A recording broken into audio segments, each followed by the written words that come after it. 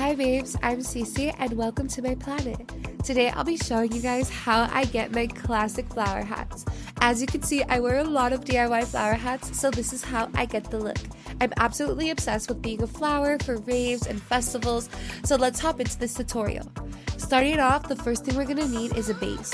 For our base, we're going to be cutting out 8 pieces of EVA foam. Our entire flower hat is going to be made out of EVA foam. So to make our base, we are going to be using contact cement to hold everything together. And it's very important that when you're using contact cement, you use the proper safety precautions. So after letting the contact cement dry for a few minutes and get tacky, I'm just connecting the seams here. Take your time and move slowly. Once the contact cement is tacky, it'll really glue together quite quickly and it'll stick very well. As we're connecting the seams, you'll really start to see the shape of the base come together, and this part is super exciting because it's the beginning of our flower hat. Now that we've assembled our base, what we're going to do to just top it off is add a little circle of foam at the top to just seal everything, and we could also seal the bottom cuts as well to give it a more rounded effect, or leave it open if you like. I already have a base, but this is kind of what it will look like. I just use one base because I like to reuse instead of using a lot of foam. So here I am just reusing my base from my past flower hat that I wore for Beyond Wonderland. I just take off the foam petals and I repaint and touch up the base. Doing this saves me a lot of time and money, and it makes it so much easier to create as many flower hat looks as I'd like.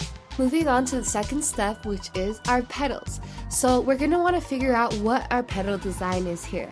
I have design templates in the description, but you can also draw your own flower petal design. So once we've picked our shape, we're going to trace that onto our EVA foam, and then we're going to cut that out with an X-acto knife. You can also use scissors, but I prefer an X-acto knife because I think it's more precise and also just faster. We're going to be cutting out quite a lot of petals. I would say it ranges from about 6 to 11 depending on the size of the petal and the size of your hat. So now that we've cut out our petals, it's time to add support. So what I'm using here is jewelry wire. You can choose whatever gauge you'd like, but I've been having a lot of success with thicker wire, especially for festivals and raves because it just has a stronger hold. So here I'm just measuring out the wire and cutting out a piece for each of my petals. And then I'm just using a combination of super glue and then going back in with hot glue for a more secure hold. It's really up to you what kind of glue you use, whether you'd like to use both or just one, but it's all preference.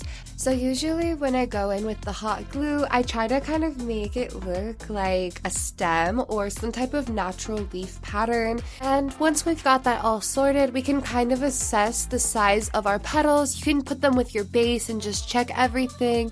Cut them down if the size needs to be smaller, and then we can bend the base and get them prepped for painting.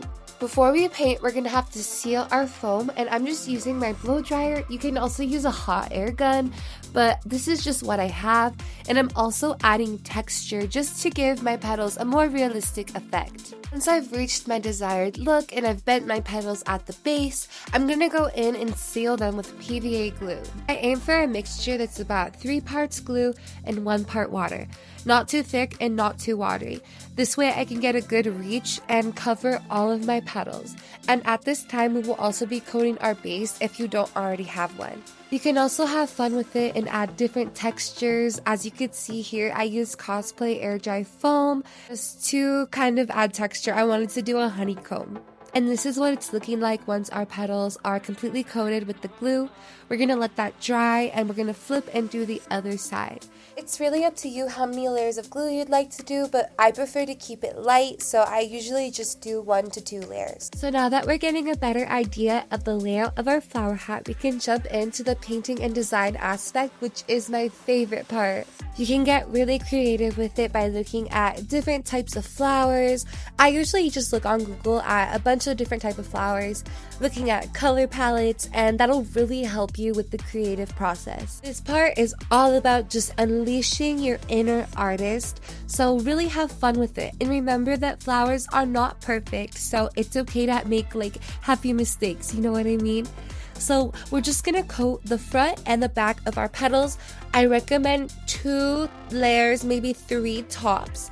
We don't want to add too much paint because then they're going to crack. I usually just try to add depth and give them a more realistic feel, but the color choices and the patterns are completely up to you. I use paintbrushes, I use sponges, and I even use this glitter spray. It came out so beautiful for this flower hat that I did for EDC. So now that we've painted our petals, we're also going to paint our base at this time if you don't already have a base. So the same thing we did with the petals, we're gonna do with the base, going in, just customizing it and adding depth. Here's some examples of the different flower hat designs I've done for festivals and raves. For my honeycomb look, I added highlighter just to get glitter. I just have fun with it. This is the shimmer spray that I was talking to you guys about, and I even added lights for escape. I wanted to create the effect of a dandelion, so I added fur trim over the top and it looked so beautiful. This was the first time I had ever done something like this with a hat, and I honestly want to do another hat with battery powered lights like this. So once we kind of have an idea of what our petals are looking like and our base is complete, we can really start on the assembly process. This part can be quite tricky for your first time, but what I really recommend is assembling in front of the mirror. I always start with the front center petal and work my way outwards. This really gives you control over the placement of your following petals, and just really take your time with this, and it's actually quite easy. It's just about taking your time, looking in the mirror, making sure that you like the sizing and the positioning, and that's the trickiest part about it. Other than that, everything is just held together with hot glue, so the assembly is quite easy, just the placement is tricky. This is why it's important that we kind of size and get a layout for our flower hat before we truly assemble her. That gives us a better idea down the road, because once we've painted, we can't go back in and really cut the petals down. So truly the best tip I can give you is to take your time, allow yourself enough time to really think about the layout and the design that you want. For beginners, I recommend about 5 days, and for more advanced, I recommend 3. And now that we have our flower hat fully assembled, I wanted to mention fitting it to your head. So I always use foam padding to fit my hat, and you can also cut out additional foam petals to fill in any gaps. And yay, we're done. All we have to do now is just add those final details and we are ready for the festival. So this is how my flower hat came out for EDC 2024, and I wanted it to give that flower flame effect. And of course, I always have my classic flower lashes that I do, and oh, this look was so cute.